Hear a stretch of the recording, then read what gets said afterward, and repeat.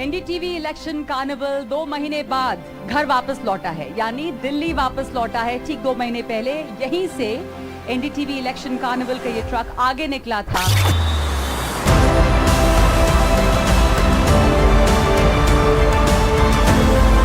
और पूरे देश में लगभग 11,000 किलोमीटर का सफर तय करके करीब 50 शहरों का दौरा करके आज ये दिल्ली वापस आया है। फिर से आप सबका स्वागत है एनडीटीवी इलेक्शन कार्निवल में, और ये है ग्रैंड फिनाले। और मेरे साथ है मेरे तमाम साथी जो हिंदुस्तान के अलग अलग राज्यों में, शहरों में गए और वहाँ चुनावी हवा कैसी है उसकी खबर आप तक देते रहे। तो अलग अलग शहरों की हवा, वहाँ की खुशबू, वहाँ की फिजा, ये तमाम चीज़ें लेकर आया है ये इलेक्शन कार्निवल। तो देश के अलग अलग हिस्सों में क्या मूड है, एक एक करके आपको हम सब बताएंगे। आपका तजुर्बा कैसा रहा? बिल्कुल, देखिए मैं झारखंड और बिहार गया, और जैसा कहा जाता है ना कि दिल्ली का रास्ता वो बिहार यूपी होके जाता है, तो उसी बिहार राज्य गए। एक साथ 2 फेस्टिवल, 2 त्यौहार देखने का मौका मिला हमें इस कार्निवल के ज़रिए। एक तो लोकतंत्र का त्यौहार मनाया जा रहा है, दूसरा रामनवमी का त्यौहार था। और उस समय जो छठा थी वहाँ पर पटना में, छपरा में, उसके बाद हजारीबाग, जमशेदपुर और फिर रांची में। हजारीबाग वो जगह है जहाँ पर से रामनवमी की यात्रा निकलना शुरू हुई थी, आज से करीब 50 साल पहले के आसपास। और उसके बाद वो रामनवमी पर यात्राएं निकालने का, शोभा यात्रा निकालने का जो चलन था वो धीरे धीरे पूरे देश में फैलता चला गया, विस्तार पाता चला गया। शायद ये मौका रामनवमी का हम अपने शहर में त्यौहार के मौके पर अपने घर के आसपास ही बिता देते, लेकिन ऐसी जगह जाने का मौका मिला जो रामनवमी की यात्राओं के लिए मशहूर है।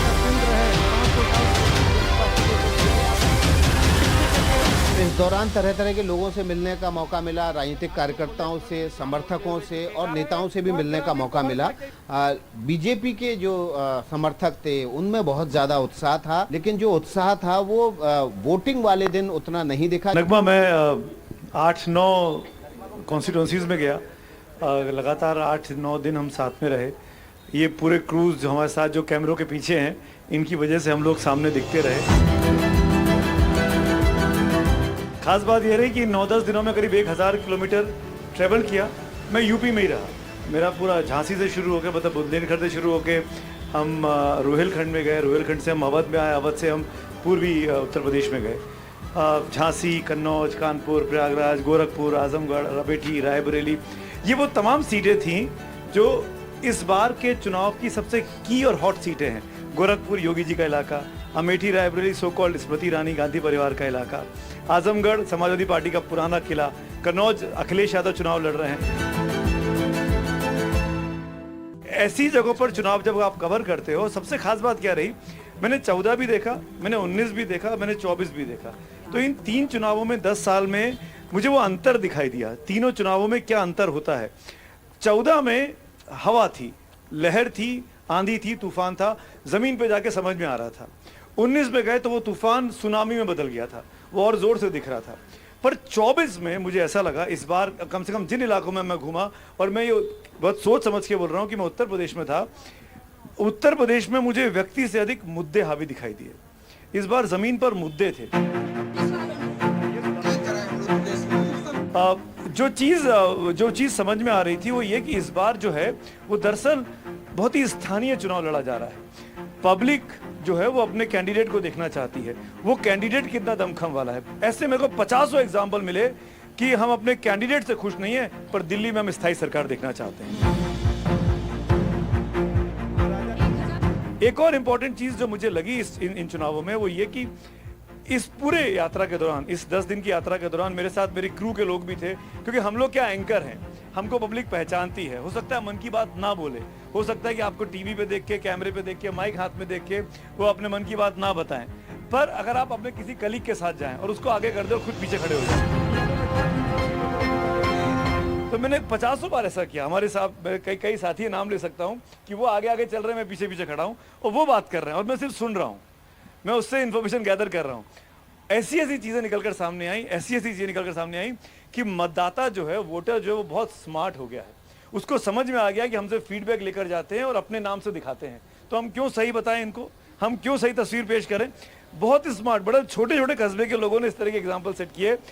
और एक और इंटरेस्टिंग चीज़, जब उनसे क्रॉस क्वेश्चनिंग की गई माइक लगा के, फोन लगा के, तो बिल्कुल पलट गए, तो बिल्कुल पलट गए। ये भी मैंने देखा। अब मुझे नहीं पता कि इसका कितना असर वोटिंग मशीन, ईवीएम की मशीन पे आया होगा, पर ये सब हो रहा है। मैं इलेक्शन कमीशन के लिए बोलना चाहूँगा, हम जिस दिन चुनावी प्रोग्राम अनाउंस हो रहा था, हम सबको याद है 7 फेज का चुनाव अनाउंस हुआ। इन 7 फेज में से 5 फेज में चुनाव जो है वो वीकेंड के पास हुआ है, नहीं भूलना चाहिए। पहले 2 फेज फ्राइडे को हुए, अगला एक मंगलवार को हुआ, फिर सैटरडे को हुआ, फिर मंडे को हुआ, फिर सैटरडे को हुआ, फिर सैटरडे को हुआ। सिर्फ एकमात्र एक फेज था जो ट्यूसडे को हुआ है, जो कि 4th फेज था मेरे ख्याल से। तो ऐसे में मैं ये अपील करना चाहता हूं अपने इस मंच के जरिए, कार्निवाल के जरिए, कि भाई चुनाव आयोग या तो आप ये कंपलसरी कर दें कि फ्राइडे को और मंडे को चुनाव नहीं होगा, वो ट्यूसडे, वेडनेसडे, थर्सडे को ही होगा। और हाँ, मतलब छुट्टी मनाते चले जाते हैं लोग, हम जैसे पढ़े लिखे लोग। जब लोकसभा चुनाव आते हैं 5 साल में एक बार ये पर्व होता है और चुनाव लोकतंत्र का पर्व होता है, तो हम जो पत्रकार हैं हम लोगों के लिए तो एक बहुत बड़ा उत्सव होता है, तो बहुत महत्वपूर्ण था। और जिस तरह से हमारा इलेक्शन कार्निवल था, तो जब कार्निवल था तो हमने हर जगह जाकर वहाँ की जो मिट्टी की खुशबू है, वहाँ की जो लोक संस्कृति है, वहाँ की जो लोक कला है, उसके भी रंग जो है वो दर्शकों के सामने लाने की कोशिश की। जैसे मैं मध्य प्रदेश गई थी तो वहाँ पर निमाड़ का खंडवा जो था, वहाँ पर गणगौर था, उसकी हमने कुछ झलकियाँ दिखाई।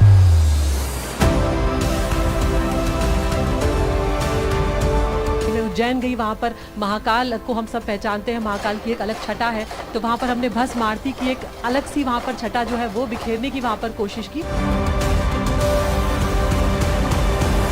और एक खास बात नगमा ये भी रही कार्निवल की कि जब स्पॉन्टेनियस वहाँ पर पीपल का जो रिएक्शन है, फीडबैक है, वो मिलता है लोगों के सामने, कैंडिडेट्स होते हैं उनके सामने, तो वो एक फील ही डिफरेंट होता है। वहीं के वहीं जनता आपके सामने खड़ी है, वो अपने मुद्दे गिना रही है, कैंडिडेट जो हैं वो सुन रहे हैं, वहाँ पर नाराजगी अपनी जाहिर कर रहे हैं, किसी ने मदद की है किसी प्रत्याशी ने तो वो अपना साझा कर रहे हैं, एक अलग अपने आप में अनुभव रहा। लेकिन एक बात ये भी रही, जिस तरह से सुमित ने अभी जिक्र किया कि इस बार मतदाता जो है वो कम निकले। अगर हम अभी 5वें चरण की ही बात करें यहाँ पर, तो 60% के आसपास जो है वो मतदान हुआ है।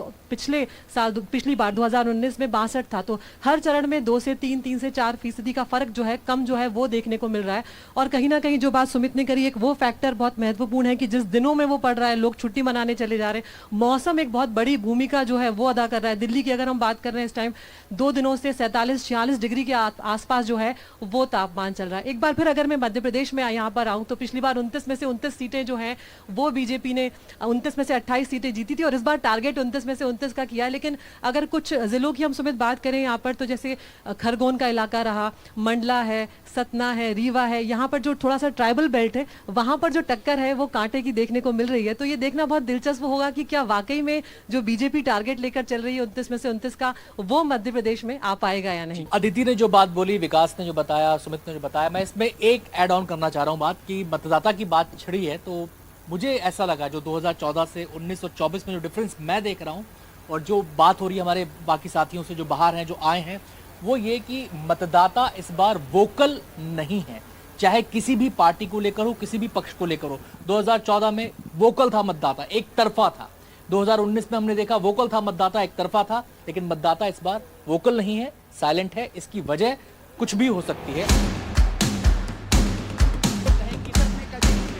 जिन सीट्स की हम बात करें, तो इस बार दिल्ली खास तौर से जो मुझे नजर आ रही, क्योंकि दिल्ली में मैं खुद गया, तो दिल्ली में एक दिलचस्पी ये है कि 7 सीटें हैं यहाँ पर, और दिल्ली के बारे में कहा यह जाता है, अगर इतिहास उठा के देखें हम, कि दिल्ली को जो जीतता है वो केंद्र की सत्ता पर काबिज हो जाता है।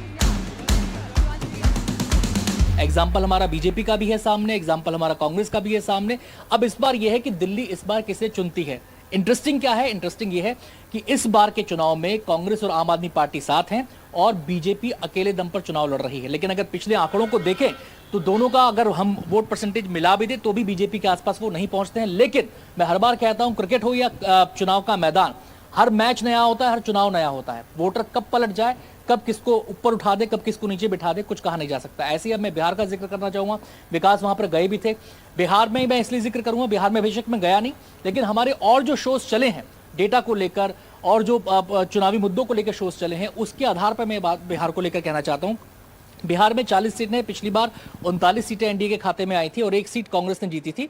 इस बार थोड़ा मुकाबला डिफरेंट हो सकता है, ऐसे कयास लग रहे हैं, क्योंकि एक तरफ महागठबंधन है, कांग्रेस आरजेडी साथ में है, एक तरफ एनडीए है, जेडीयू बीजेपी साथ में है, एलजेपी साथ में है। तो इस बार सीट जो फाइट है वो इंटरेस्टिंग हो सकती है, ऐसा कहा जा रहा है। अगर बिहार की मैं बात करूं, पाटलिपुत्र की सीट है, सारण की सीट है, सीतामढ़ी की सीट है, और इसके अलावा जो एक पूर्णिया की सीट है जिसको लेकर काफी चर्चा हुई थी, तो 5-7 सीटें ऐसी जहां पर काफी देखने की दिलचस्प फाइट होगी। तो मैं इसी बात के साथ अपनी बात को विराम देता हूं। और मैं यहीं से शुरू कर देता हूं कि लाभार्थी वर्ग एक बड़ा फैक्टर माना गया है इस चुनाव के अंदर।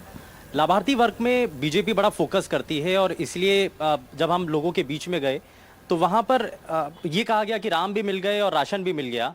तो यहीं से शुरुआत हुई। उन्होंने कहा सेटिस्फैक्शन हो गया। और जब बात हो रही थी कि वोटर्स घर से बाहर नहीं निकले हैं, तो मैंने जब लोगों से बात की तो उनके मन में ये था कि साहब 400 पार तो हो ही रहा है, तो हम क्या करेंगे। तो गर्मी इतनी है, छुट्टियों का टाइम है, जैसे आपने बताया सुमित सर, तो ये बहुत सारे फैक्टर थे।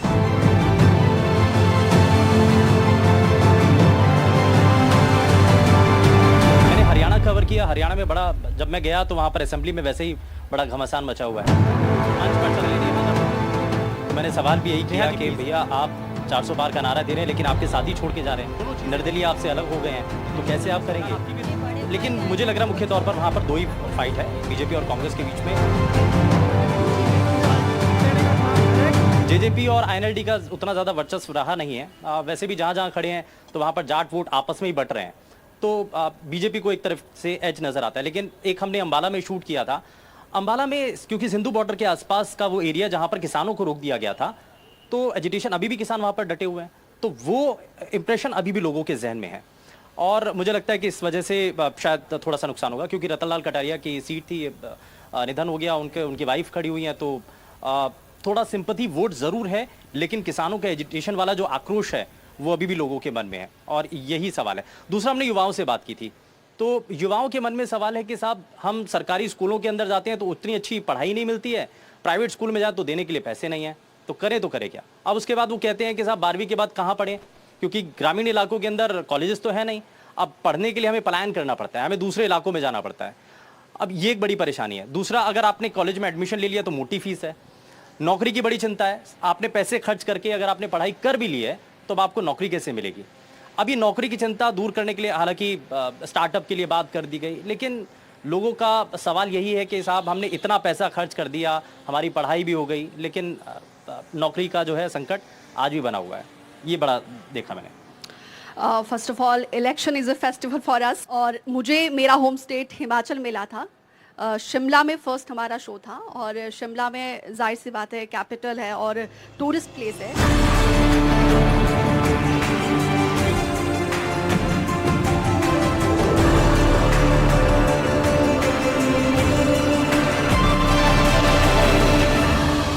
वहाँ पे जो फाइट है वैसे तो सीधा सीधा बीजेपी और कांग्रेस के बीच में है, लेकिन एज जो है वो कहीं ना कहीं कांग्रेस का है, क्योंकि कांग्रेस के कैबिनेट मिनिस्टर सबसे ज़्यादा शिमला से ही है और सबसे ज़्यादा एमएलएज भी वहीं से ही है। लेकिन वहाँ पे मुकाबला जो है कहीं ना कहीं ज़्यादा कड़ा नज़र आ रहा है। उसके बाद हम लोग गए मंडी, क्योंकि मंडी तो हाई प्रोफाइल सीट है, सबकी निगाहें टिकी हुई है, तो यहाँ पे हमने वुमेन्स महिलाओं से बातचीत की। और अच्छी बात क्या है कि इस बार बीजेपी और कांग्रेस दोनों के ही मैनिफेस्टो में महिला जो है केंद्र बिंदु बनी हुई है, और हिमाचल की महिलाएं ज़्यादा सेल्फ डिपेंड है, मुझे ऐसा लगता है कंपैरेटिवली अदर स्टेट, क्योंकि जब आप लोग सब जाते होंगे तो महिलाएं वहाँ पर लीड करती हैं।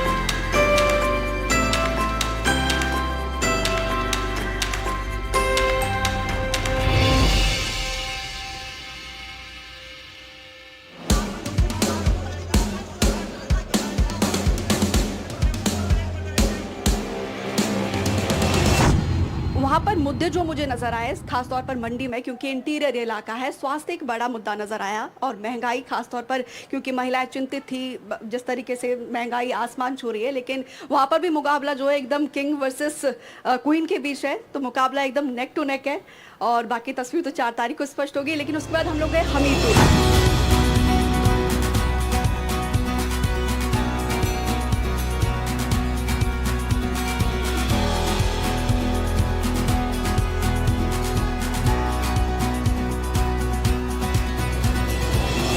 और ये भी हाई प्रोफाइल सीट है। वहाँ पे ये है कि अनुराग ठाकुर कितने ज़्यादा मार्जिन लेंगे, लेकिन हिमाचल क्योंकि देवभूमि के साथ वीरों की भूमि भी कही जाती है, तो अग्निवीर एक वहाँ पर ज़्यादा बड़ा मुद्दा है, खासतौर पर कांगड़ा और हमीरपुर में।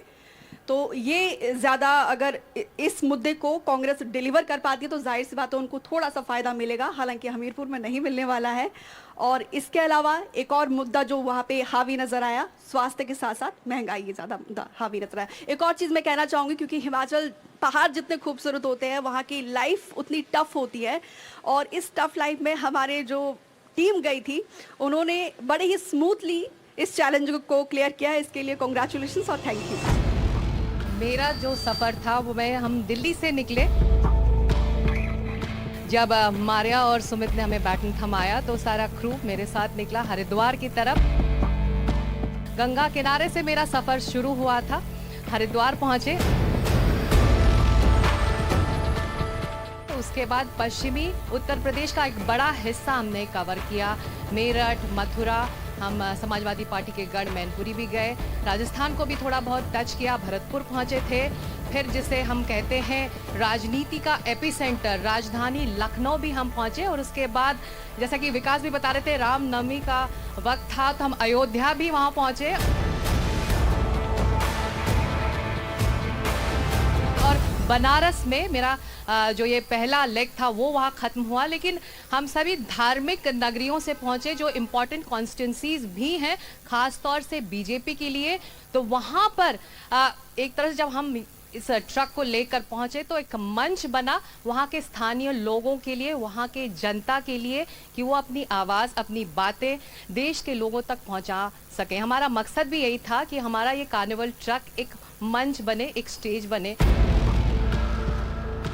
50 शहरों में हम गए और वहाँ के जो स्थानीय लोग, कलाकार, युवा जो अपनी रचनाओं को लेकर अपने घर में बैठे रहते हैं, उनको हमने एक चलता फिरता रंगमंच का स्टेज भी दिया। उन्होंने आके परफॉर्म किया और देश की जनता ने उन्हें देखा। तो ये तो रही बात कार्निवल ट्रक की, लेकिन जो भी नेता या उम्मीदवार इस मंच पर आया, हम सभी ने ये कोशिश की कि हम जनता से जुड़े सवाल पूछें। जो स्थानीय जनता वहाँ मुद्दे उठा रही थी उनकी हम आवाज़ बने, और उन नेताओं से हमने सवाल किए, और यही हमारा मकसद भी था। और एक बहुत ख़ास बात यह है कि 1996 के बाद 2024 वो साल है जिसमें उम्मीदवारों की जो लिस्ट है या फिर जो उनकी गिनती है बड़ी है। तो आंकड़ों के लिहाज से 2024 दूसरा ऐसा लोकसभा साल है जहां पर आंकड़े बढ़े हैं उम्मीदवारों के। तो एक तरह से उत्साह है राजनीति को एक पेशे के तौर पर अपनाने का। जब हम अलग अलग इलाकों से गुजर रहे थे तो कई युवा कार्यकर्ता जो शायद आगे चलकर युवा उम्मीदवार या फिर युवा नेता बने, उनमें उत्साह दिखा, लेकिन एक पैटर्न जो मैंने देखा उनका एक बैकअप प्लान भी है। पेशे के तौर पर वो पॉलिटिक्स को अपनाना तो चाहते हैं, लेकिन वो प्रोफेशनली क्वालिफाइड भी हैं, LLB हैं, CA हैं, कोई प्रोफेशन के तौर पर उन्हें डिजिटल कंटेंट क्रिएटर है, कोई रिसर्चर है।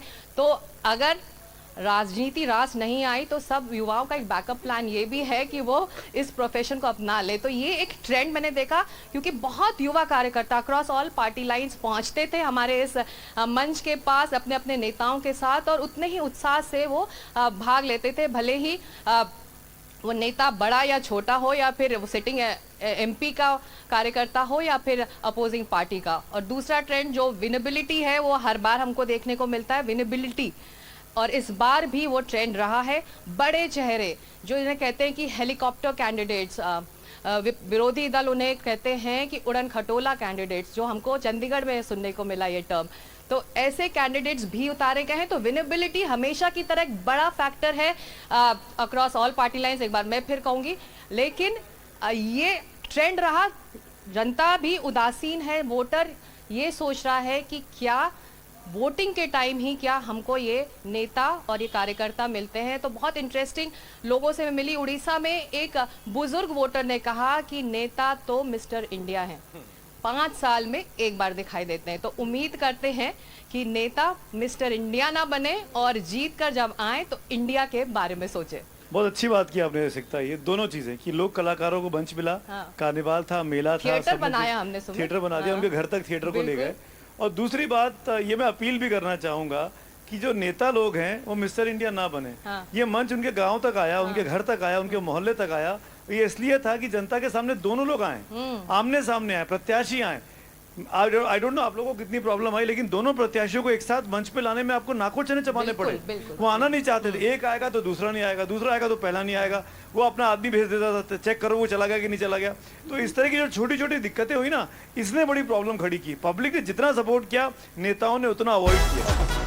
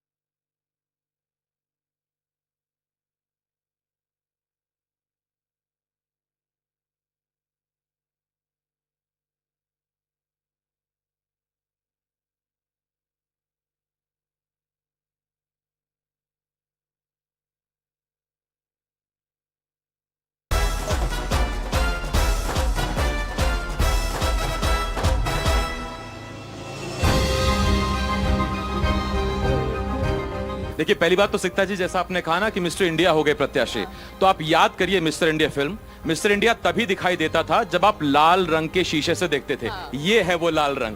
तो इसके जरिए से यहां सब दिखाई देने लगे, पहली बात। और अच्छी बात ये रही कि ये सिर्फ एक पॉलिटिकल मंच नहीं था, हमने वहां के जो स्थानीय कलाकार थे उनको मौका दिया, वो यहां पर आए, उन्होंने अपना अपना जो भी उनका परफॉर्मेंस था वो दिया। तो एक वो बड़ा रंगीन सा एक वो मामला बना।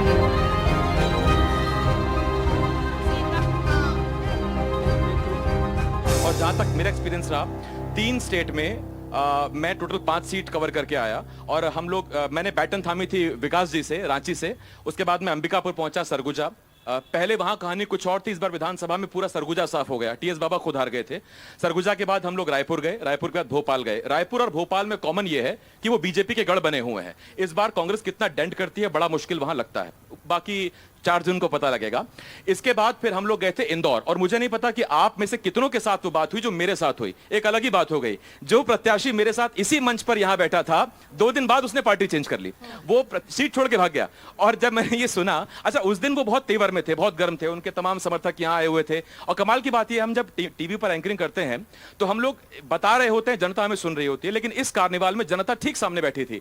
तो उनका जो क्विक रिस्पॉन्स था या जो स्पॉन्टेनियस रिस्पॉन्स था वो हमको मिलता रहता है। तो उस दिन देखा तो अक्षय कांति बम है, ये है, वो है। और उसके बाद 2 दिन बाद पता लगा कि ये बम यहां नहीं फटेंगे, वो कहीं और फटेंगे।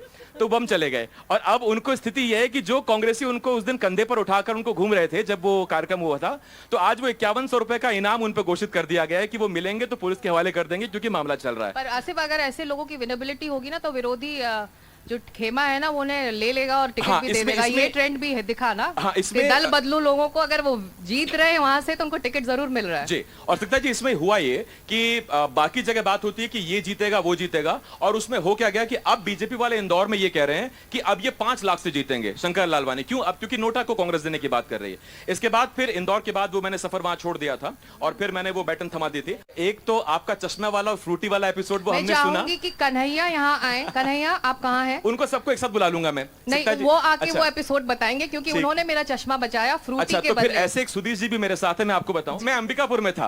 अंबिकापुर में था तो वहां ये हुआ कि हम लोग बोर हो रहे थे, तो हम लोग जनता की बात जानने के लिए निकले। देखा वहां ढोल ताशे बज रहे हैं। तो छत्तीसगढ़ के जो पारंपरिक वाद्य यंत्र, वहां शादी का माहौल था, जैसा आपने बताया कि शादी के आयोजन चल रहे थे। तो वहां फिर हम लोग नाच लिए, तो उससे फ्रेश हो गए। और जब वापस आए तो कार्निवाल बहुत मस्त हुआ था। तो एक वो बड़ी घटना थी। एक चीज और हुई, वहां एक अम्मा थी जो शहतूत बेच रही थी, जिन्हें हम शहतूत कहते हैं, छत्तीसगढ़ में तूत पका कहते हैं उसे। तो उनसे मैंने पूछा, अम्मा कैसे पता लगेगा कि इनमें से कौन सा मीठा और कौन सा खट्टा? तो उन्होंने कहा कि जो काला है वो पक गया है, पेड़ से नीचे गिर जाता है।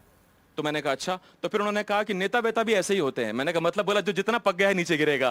तो मैं बहुत देर सोचता रहा कि अम्मा कहना क्या चाहती हैं। फिर मुझे कुछ इशारा मिला तो मैं काफी देर मुस्कुराया। बाकी बंदर वाला एपिसोड एक बार आप सकता जी बताइए। कन्हैया आ गए, आप उनसे पूछिए, वो बताएंगे, क्योंकि उन्होंने मेरे चश्मे को बचाया वृंदावन में। कन्हैया आइए, चश्मा रेस्क्यूअर आइए सर।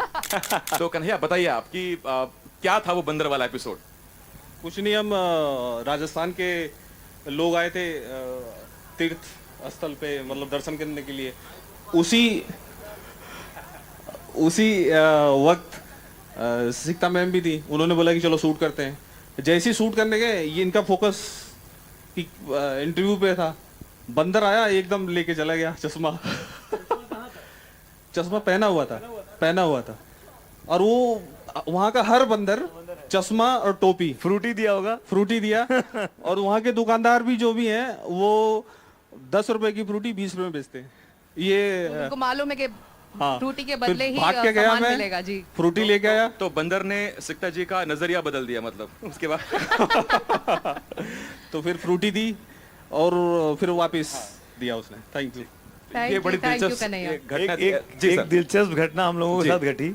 इनफैक्ट हम लोग इलाहाबाद में थे, प्रयागराज में हम लोगों ने, हमारे सहयोगी जो हैं हमारे मिस्टर प्रवीण मिश्रा, वो होटल बुक कर रहे थे। यहाँ से कहा गया लॉजिस्टिक्स से, डिपार्टमेंट से, उन्होंने बुक नहीं हो रहा था।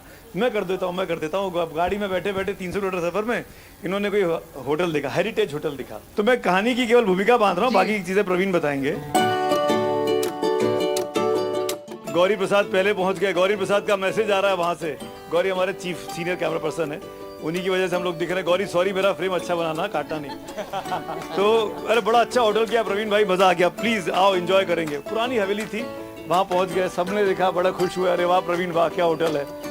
कट टू, ये तो जब एंट्री रिसेप्शन था। Cut to next day morning breakfast पे, दोपहर में हम पहुंचे थे शो करने के बाद, रात को सोए आके। Everybody has a story. यार मंजुलिका थी क्या? यार मेरे कमरे में कोई था या कहीं से छन छन की आवाज आ रही थी? मेरा कमरा ऊपर था, फर्स्ट फ्लोर पे, और उसके ऊपर एक और रूम था। तो मैंने गया, मैंने कहा अमित सो गया? कह रहा नहीं। तो मैंने कहा बाहर आ, मेरे को डर लग रहा है। तो क्या रात में क्या हुआ कि अमित ने मेरे पर ऐसे हाथ रख दिया, मैं चिल्लाया। नहीं, कैसे चिल्लाया वो अमित बताएगा। अमित एक्चुअली ये चला गया था सुमित सर के साथ, और रात को लेट आए थे। और एक्चुअली वो होटल बहुत ही क्रीपी और हॉन्टेड था। मतलब ऐसा लग रहा था कि हमारे रूम में एक अटैक था। हेरिटेज होटल था, क्रीपी था वो, मैं बता रहा हूँ। और उसमें हमारे रूम में एक अटैक था, तो ऐसा लग रहा था कि वो अटैक खुलेगा और उसमें से कोई निकलेगा। Same reaction. रूम के एंट्रेंस के बगल में एक स्टेयर्स जा रहे थे, बहुत ही डार्क से थे। ये आया, इसने मेरे को कॉल किया और मेरे को बोला जल्दी खोल, मेरे को डर लग रहा है, दरवाजा खोल, डर लग रहा है। ये अंदर आया, इसने भी सेम रिएक्शन था कि अटैक पे ये क्या है, मुझे नहीं पता क्या है। मैंने कहा चल सो जा। फिर हमने कहा कि लाइट नहीं बंद होगी रात। इसने बोला लाइट बंद मत करना। मैंने कहा ठीक है, लाइट भी नहीं बंद करेंगे। अब ये सो गया। सोने के बाद इसने ऐसे रोल किया, रोल करके ब्लैंकेट लेके वापस रोल किया। तो मैंने इसको ऐसे किया और ये जोर से चीखा। कैसे? ओए कौन है? मैंने कहा भाई मैं ही हूँ। भूत है यहाँ पर, भूत। तो देखिए अब बारी है हमारे अनसंग हीरोज को सामने लाने की। आपने हम सबको देखा, ऑन एयर देखा, ऑन स्क्रीन देखा, और अब मैं दो लोग तो हमारे साथ हैं, और अब मैं एक एक करके बुलाता हूं जो वो लोग जिन्होंने इस कार्निवाल को आपके टीवी पर दिखाया। ये कन्हैया जी हैं आप, और मैं चाहूंगा सब लोग तालियां बजाएं इनके लिए। ये कन्हैया जी हैं, विपिन जी हैं, और अब सारे एंकर साहब इधर आ जाइए एक तरफ, और टीम को इस तरफ कर लेता हूं। ये विपिन जी हैं, ये फराज भाई हैं, और ये सुधीर जी जेट फाइटर है हमारे, ड्रोन उड़ाते हैं। प्रसाद जी हैं, आइए। इसके अलावा अश्विनी जी और जेवियर जी। तो ये हैं हमारे वो अनसंग हीरोज जो पर्दे के पीछे रहकर हमको सब पर्दे के सामने लाते रहे। और एक बार जरा मैं जल्दी से इनके रिएक्शन पूछ लेता हूं। तो सबसे पहले प्रवीण जी आपसे तो बात हो गई, अमित जी आपसे बात हो गई। ये कन्हैया है हमारे, नाम कन्हैया है। तो मुझे बताइए कि क्या क्या दिखा आपको इतने लंबे टूर में? आप पूरा इतना घूमे, 11,000 किलोमीटर, 50 शहर, क्या क्या सबसे अच्छी चीज क्या लगी आपको? जो हम लोगों ने काम किया, तो इतने सालों का मीडिया का अनुभव पूरा काम आया और बहुत मजा आया हमें। बहुत मजा आया। बहुत मजा आया। ठीक है, सुधीर जी हमारे साथ हैं और कहते हैं कि जब आप ऊपर से देखते हैं तो अच्छा लगता है, ये बहुत ऊपर से देखते हैं, तो कैसा लगा आपको? बहुत अच्छा लगा, अलग अलग लोकेशन को रिवील करना, और इतने जो है रीजनल प्लेस है, जैसे मथुरा था, इलाहाबाद था, और जगह जगह उसको ड्रोन से विजुलाइज करना एक अपने आप में बहुत चैलेंजिंग था। विपिन जी आपके पास है। एक चीज मैं जरूर कहना चाहूंगा, पुराने जमाने में जब योद्धा जाते थे युद्ध के लिए और जब वो जीत कर वापस आते थे तो आरती होती थी, भव्य उनके लिए आयोजन होता था। ये हमारे वो योद्धा हैं जो 2 महीने बाद आज इस चुनौती को जीत के आए। तो एक बार आप खुद अपने लिए ताली बजाइए, जोर से एक बार बजाइए अपने लिए।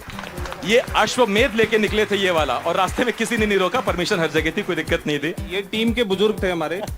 और इनका सुरेश इनका रूममेट था, और हर दिन दोनों मेरे पास आते थे कि रूम चेंज करना, हमारा रूम चेंज करना। अच्छा, किस्मत की बात ये थी कि जिस रूम में रहते थे उसका एसी नहीं चलता था कभी भी, तो पक्का हर होटल में रूम चेंज होता था। एक बार क्या हुआ, गोरखपुर में मेरा एक दोस्त, गोरखपुर का जज मेरा दोस्त है, मैं सुमित सर बैठे होते, वो सामने होता, कंप्लेंट लेके आया, विपिन सर एसी 22 पे कर रखा है उसने। मैंने कहा सुमित सर कहते जज साहब सामने, यही फैसला करेंगे आज। तो विपिन सर हैं और इनसे मैंने आयुर्वेद बहुत सीखा। इन्होंने अलग अलग पत्तियां मुझे रास्ते में दिखाई कि इनसे ये नहीं होता, वो नहीं होता। तो ये ज्ञान सर इसी यात्रा में प्राप्त हुआ आपको? नहीं, पहले से थोड़ा। तो इसको अपने तक सीमित मत रखिए, इसको बांटिए इसको। ठीक है तो सर। इसके बाद कोई किताब वगैरह लिखेंगे आप? नहीं सर। अरे लिखिए सर। मैं रूम पार्टनर था, तो एकदम चलते फिरते आयुर्वेदिक दुकान की तरह जो है, कमरे में जाते ही जो पत्ते होते जो है खोल के ये दवाई है, ये काम करता है, इससे कंट्रोल होता है। आपको ऐसा तो नहीं लगा कुछ टोटका वगैरह कुछ? नहीं। अच्छा फराज भाई, ये हमारे फराज भाई हैं, आप बताइए कि कैसा रहा ये सफर और कैसा रहा आपको पूरा ओवरऑल बताइए। देखिए, मंच की गरिमा बनाए रखते हैं, सम्मान बनाए रखते हैं। It was an amazing journey, बहुत कुछ सीखा।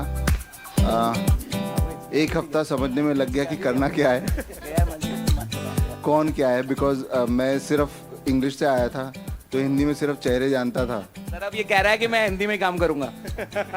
तो it was very difficult and now it is difficult to go back. सुबह सोते रहो, कोई उठा ही नहीं रहा है। खैर, अश्विनी जी हमारे साथ। अश्विनी जी, एक बात मुझे आपसे पूछनी थी। हम अपने दर्शकों को ये भी बता दें कि जो तकलीफ है वो इस तरह की थी कि रात में सबसे पहले एंकर फ्री होता था इस मंच से। उसका काम ये होता था कि वो पहले होटल जाएगा और बताएगा कि खाना अभी क्लोज मत करना क्योंकि मेरी टीम आ रही है। तो मैं जाके सबसे पहले वो प्लेट वो सब बता देता था कि ये है और बता देता था। और उसके बाद उनको जब हम ये बोलते थे उस टीम को कि सुबह 6 बजे ब्रेकफास्ट भी आपको हम लोगों के लिए खोलना है, तो वो भी चौंक जाते थे। तो हर होटल में सबसे आखिरी डिनर और सबसे पहला ब्रेकफास्ट वो हम लोग करते थे। बिल्कुल, हमारे पास ये भी एक चैलेंज था। मतलब रात को 12 बजे डिनर करो, 1 बजे डिनर करो, और रात को ही बुकिंग होती थी कि सुबह 6 बजे हमें ब्रेकफास्ट दे देना। और दूसरी बात, जब हमारे साथ जो लड़के थे 42-44 टेम्परेचर में इनमें लाइटें बांधते थे, वो सबसे बड़ा चैलेंज था। बिल्कुल। तो फिर भी आप बताइए प्रसाद सर, आप बताइए। मैं बहुत ट्रैवल किया हूँ all over the India, world, whatever. ये वाला बहुत स्पेशल था मेरे लिए because it's very challenging. Same day we used to travel everyone, getting up at 6 a.m. in the morning and traveling without having lunch. I think everybody agrees. And we have used to reach the location on like 3:34. Then we have to start without wrecking the location. ये बात तो मैंने बताई नहीं कि इस पूरी यात्रा के दौरान किसी भी एंकर ने लंच नहीं किया होगा। 46 डेज ब्रेकफास्ट होता था, 3 बार लंच किया। ब्रेकफास्ट होता था, हाँ 3 बार। अच्छा, एक ब्रेकफास्ट होता था, फिर डिनर होता था। आइए सर, आइए ज़ेवियर सर, आप बताइए ये कैसा रहा आपका ये पूरा सफर?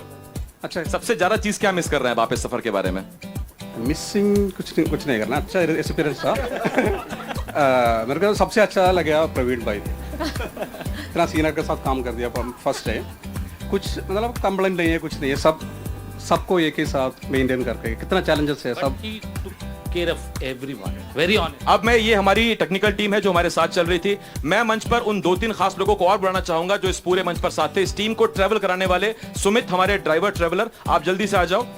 ये हमारे छोटी कटकाठी के बड़े पहलवान हैं, देखन में छोटे लागे, गाड़ी चलाएं गंभीर। कभी हमें ऐसा नहीं लगा कि गाड़ी कुछ गलत चल रही है, घबरा जाएंगे। सुमित, पहले तो बहुत धन्यवाद हम सब की तरफ से आपको। मैं पहले तो एनडीटीवी के लिए धन्यवाद, और दूसरी बात है कि हम लोग जो गए थे परिवार के साथ गए थे। अरे वाह। और मैं आपको एनडीटीवी के लिए धन्यवाद करता हूँ, क्योंकि जो हमारा ट्रिप था आज की लाइफ में मेरे को 16 साल हो चुका है गाड़ी लाइन में। मैं 2008 से मैं गाड़ी चला रहा हूँ और जिस टाइम मैंने अब ये पूरा मेरे को टूर मिला हुआ है, आज की लाइफ में मेरे पास कोई ऐसा टूर नहीं मिला है। क्या बात है। ये जो हमारा इलेक्शन कार्निवल है, ये हमारा जो हीरो है, इसके जो ड्राइवर हैं सोनू, उनको बुलाना चाहता हूं और सोनू की टीम के जितने भी लोग हैं इस ट्रक के साथ जो चलते थे वो सब आ जाएं, क्योंकि आपके बिना ये मुमकिन नहीं था, तो वो भी सब लोग आ जाए मंच पर एक बार। तो ये है हमारे कार्निवाल के वो ड्राइवर, वो क्रू मेंबर, वो पायलट जो इसको आगे बढ़ाते थे, दिन रात इसे चलाते थे ताकि हम रोज एक नई लोकेशन पर पहुंच सके। और हमने बिना किसी ब्रेक के आपको अलग अलग शहरों से हमने नब्ज दिखाई। और ये सोनू जी हैं हमारे, जो इनके हेड शेफ भी हैं, हेड ड्राइवर भी हैं। कई जगह शहर से एन पहले पहुंचने पर आलू और टमाटर की जो ये तरीदार सब्जी बनाते थे वो हम खाइए सब। सोनू जी को माइक दीजिए, बताइए हम कहाँ गए थे, बताइए। कैसे एक मिनट, आपको अब लग रहा है कि आप दिल्ली पहुंच गए, आपको लग रहा है कि अभी भी गाड़ी चल रही है? जोर से बोलिए। नहीं, ऐसा क्यों लगेगा? थक गए क्या आप? नहीं थकेंगे क्यों? तो ये है सोनू, ये है सुमित और ये है हमारी टीम एनडीटीवी की, ये टेक्निकल स्टाफ, हमारे एंकर्स। तो NDTV election carnival grand finale आप इस वक्त देख रहे थे और हमने अब आपको जाते जाते हम आपको अपना वो थीम सॉन्ग सुनाते हैं जो हमें जोश भर देता था, थकान दूर कर देता था और ऐसा लगता था कि जनता की आवाज हमें उठानी है, हमें इस मंच का इस्तेमाल करना है। और ये जो गरिमामय परंपरा है एनडीटीवी की, जो चुनाव मतलब एनडीटीवी, उसे बरकरार रखना है।